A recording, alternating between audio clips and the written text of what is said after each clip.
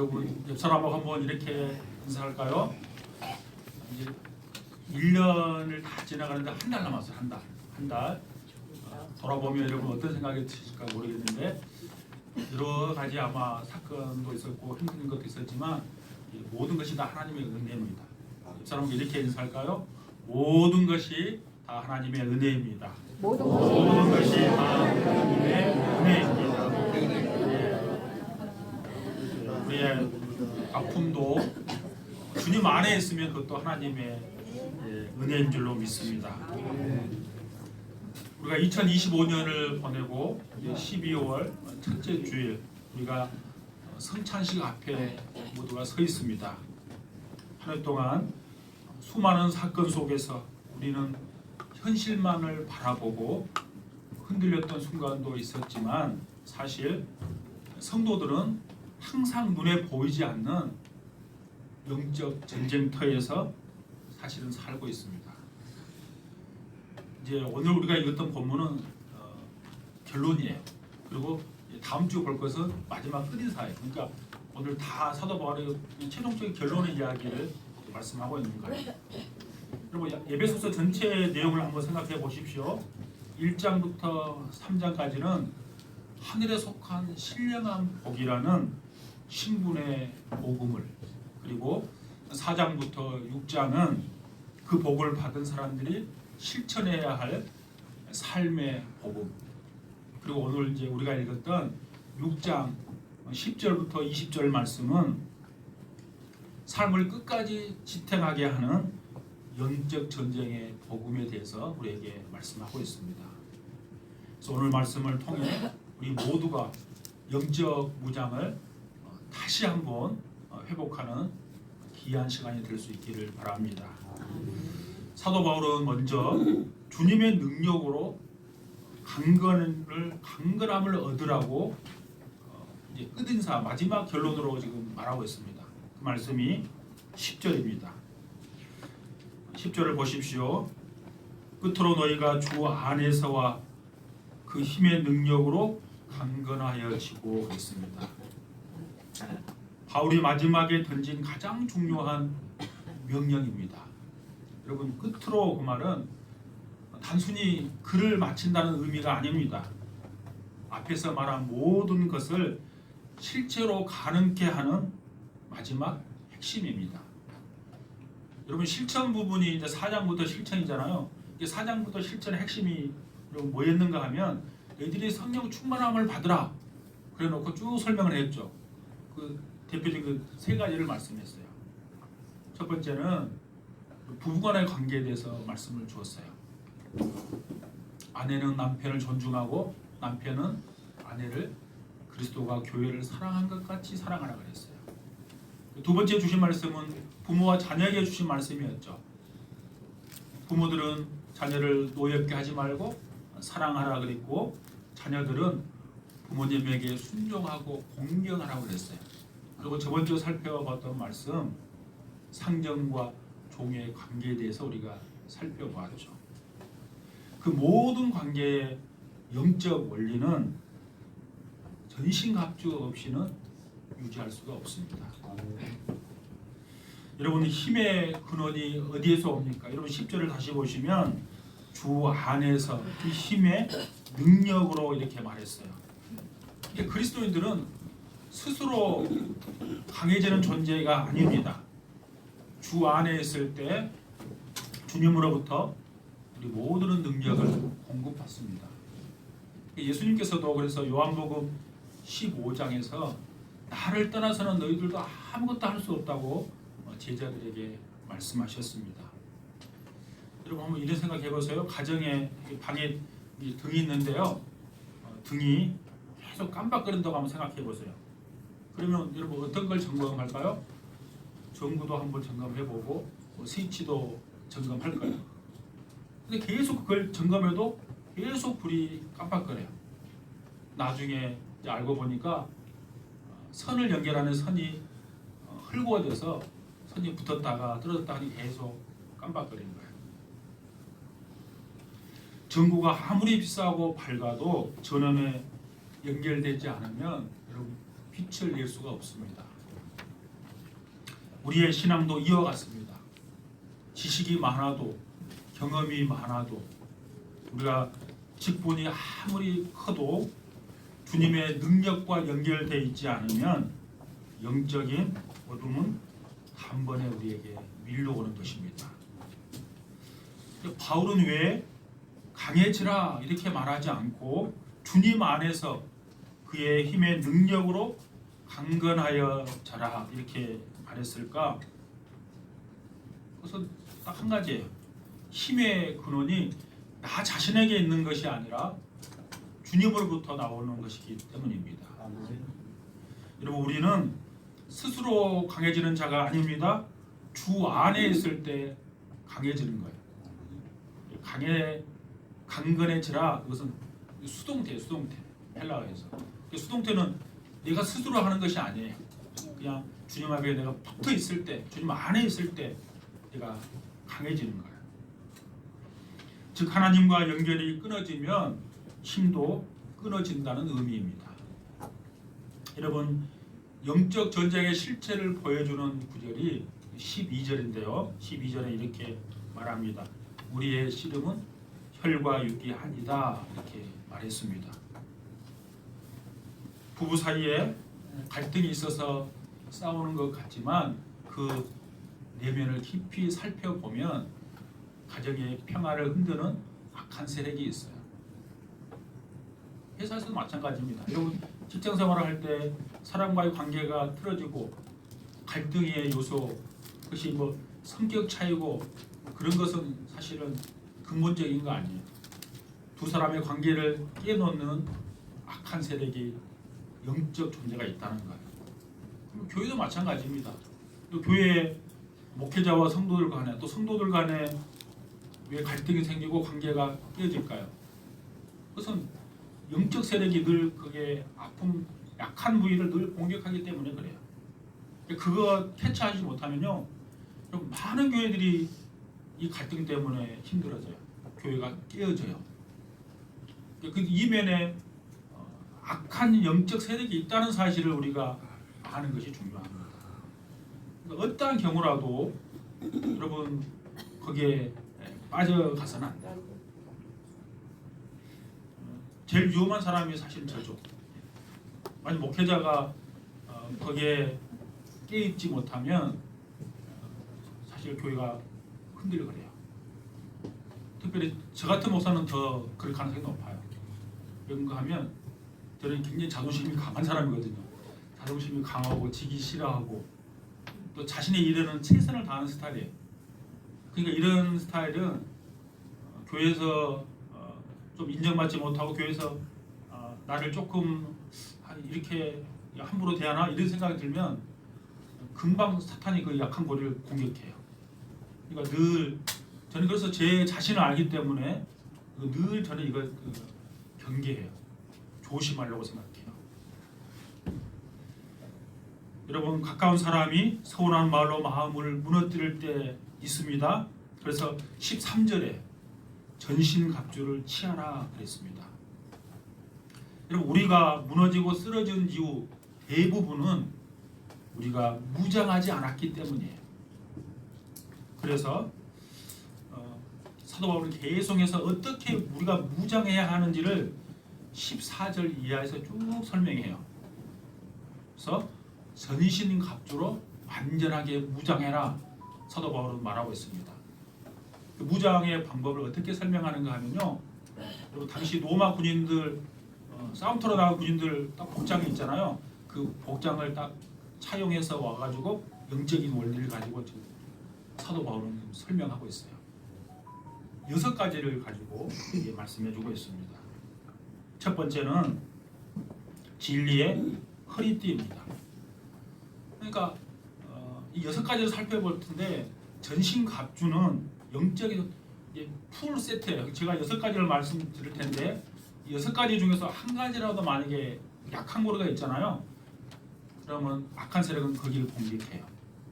여러분 보십시오. 제가 6가지를 말씀드릴 텐데 혹시 나는 어떤 약한 부분이 있는지를 한번 점검해 보십시오. 첫 번째는 진리의 허리띠입니다. 로마 병사의 겉옷은 아주 길고 느슨했기 때문에 허리띠를 딱 묶어야 됐어요. 우리에게는 진리의 허리띠가 있어야 합니다. 우리의 강함은 진리를 알고 진리를 따를 때 있는 거예요. 나에게는 강함이 없어요. 즉 성도는 진리가 되시는 예수 그리스도가 중심이 되어야 합니다. 허리띠가 풀리면 모든 갑주가 흔들리게 되는 것입니다. 오늘 우리가 성찬식을 할 텐데요. 성찬은 그리스도께서 진리로 나를 붙드셨다는 그 사실을 재확인하는 예식이에요. 두 번째, 의의 호심경입니다. 호심경은 우리의 가슴과 배, 그러니까 우리의 중요한 장기가 다 여기 다 들어있잖아요. 여기를 보호하는 갑옷을 말하는 거예요. 모든 믿는 자에게는 하나님께서 주시는 하나님의 의의 호심경을 입는 자들이에요. 마귀의 어떠한 예리한 공격도 하나님께서 허락하신 그 의를 무너뜨릴 수 없어요. 우리는 이미 예수 그리스도의 피로 의롭다함을 받은 사람들이에요. 성찬은 그리스도의 몸과 피로 우리의 의가 아니라 예수님의 의가 우리의 호심경이 되었음을 다시 확인하는 시간이에요. 세 번째는 복음의 신입니다.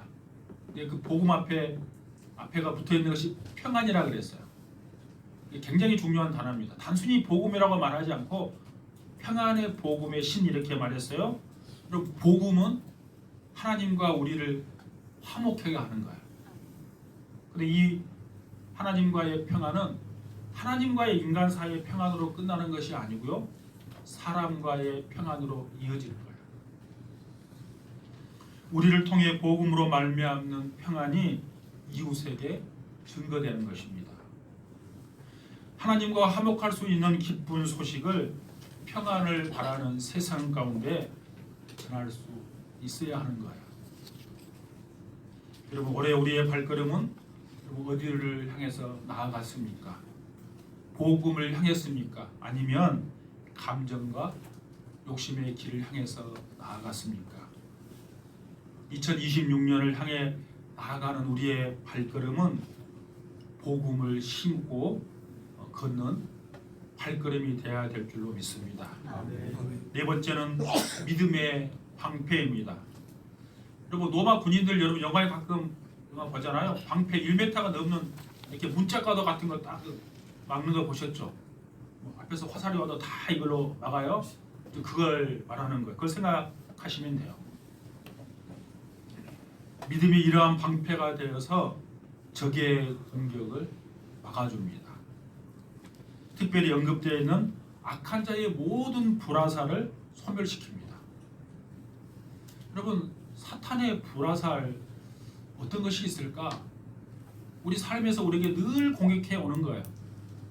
그것은 낙심, 두려움, 죄책감, 기도하지 못하게 하는 마음, 교회에 대한 실망, 관계의 상처, 경제의 염려, 자녀 미래에 대한 걱정, 내 노후에 대한 걱정, 이런 것들이에요.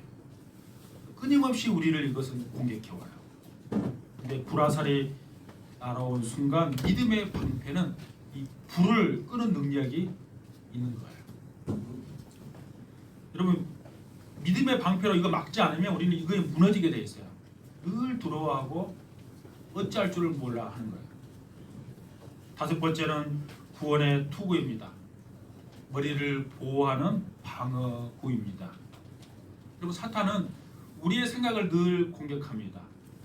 어떻게 공격하는가 하면요, 야, 너 구원받은 게 맞아? 너 정말 하나님의 사랑을 받는 자녀 맞아?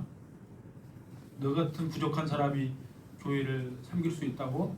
늘 이렇게 공격해요. 근데 투구는 구원의 확신이에요. 우리의 구원을 늘 흔들어 놓으려고 그래요. 성찬은 구원이 예수 그리스도의 피로 완성되었음을 재확인하는 시간이에요. 그러니까 우리가 잔과 떡을 나눌 때 여러분 내 구원의 확신을 다시 한번 확인시키는 시간이에요. 구원이 나에게서 온 것이 아니라 예수 그리스도의 십자가에서 왔다는 사실을 다시 확인하는 시간이에요. 그래서 오늘 구원의 투구를 다시 써야 될 줄로 믿습니다. 마지막 전신갑주에 관련된 것 6번째, 그것은 성령의 검입니다. 성령의 검은 하나님의 말씀이죠. 여러분 첫 번째부터 5가지는 우리가 다 나를 보호하는 거야. 근데 마지막 6번째는 성도에게 주어진 유일한 공격이에요. 말씀이에요. 여러분 예수님이 광야에서 마귀의 시험을 받을 때 하나님을 신뢰함으로 기록된 말씀을 통해서 여러분 승리했던 거 너무나 잘 압니다. 말씀은 우리의 공격의 무기예요. 말씀으로 마귀의 유혹을 물리치고 주님은 승리하셨습니다. 하나님의 말씀에 능력이 있고 말씀이 우리에게 능력이 되는 것입니다. 우리가 하나님이 허락하신 하나님의 전신갑주를 입을 때, 전신갑주를 입은 자로서 살아갈 때 우리는 하나님의 강함을 경험할 수 있고 영적 싸움에서 이룰 수 있는 줄로 믿습니다. 그런데 사도 바울은 전신갑주 이야기로 편지를 끝내지 않아요. 마지막에 뭘 하는가 하면 전신갑주를 실제로 사용하게 하는 것을 말해줘요. 그게 뭔가 하면 기도예요. 성령 안에서 항상 기도해라.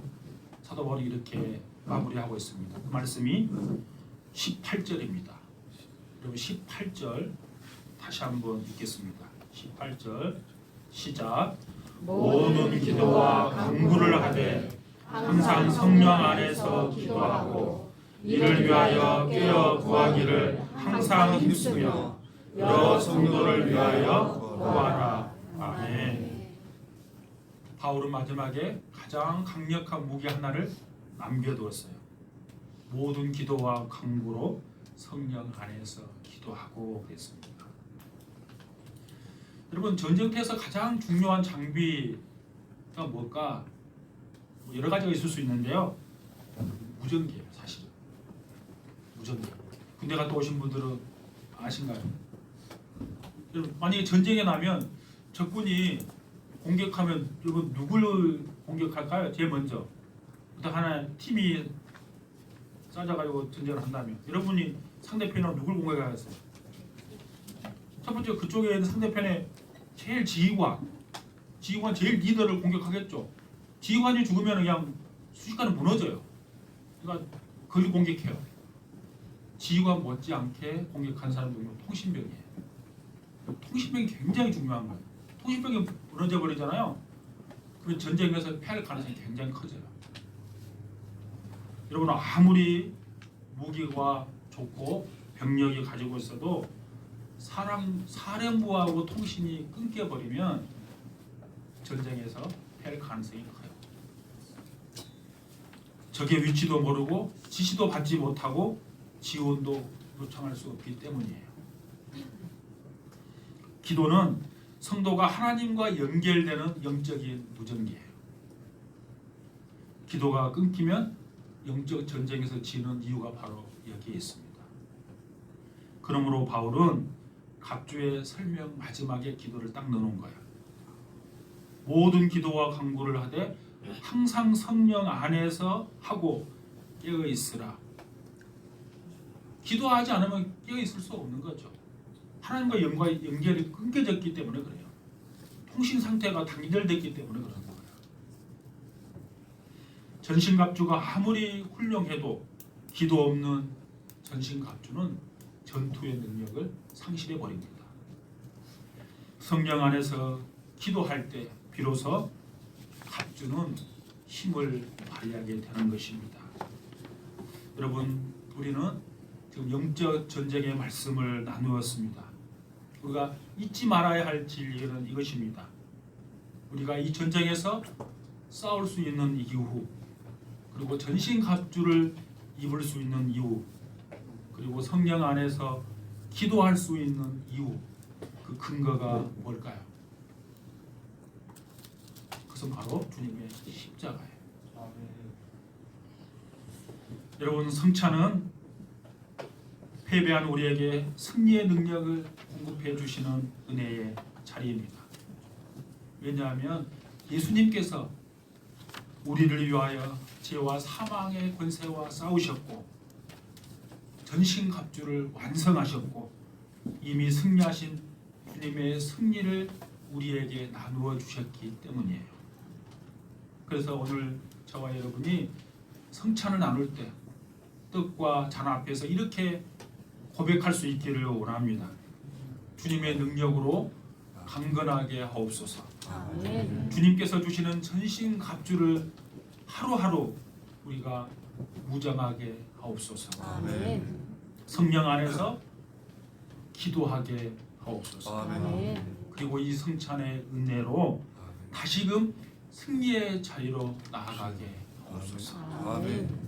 주님께서 우리에게 모든 것을 주셨습니다. 십자가에서 우리에게 모든 것을 쏟아 주셨어요. 오늘 성찬은 그것을 나누는 거야. 그러므로 이제 우리도 주님의 몸과 피를 성찬 예식을 통해서 믿음으로 받고 다시 한번 영적 전쟁터에서 파송받은 군사가 되어 주님과 함께 승리하는 삶을 살아가는 저와 여러분 다 될 수 있기를 축복합니다. 아멘.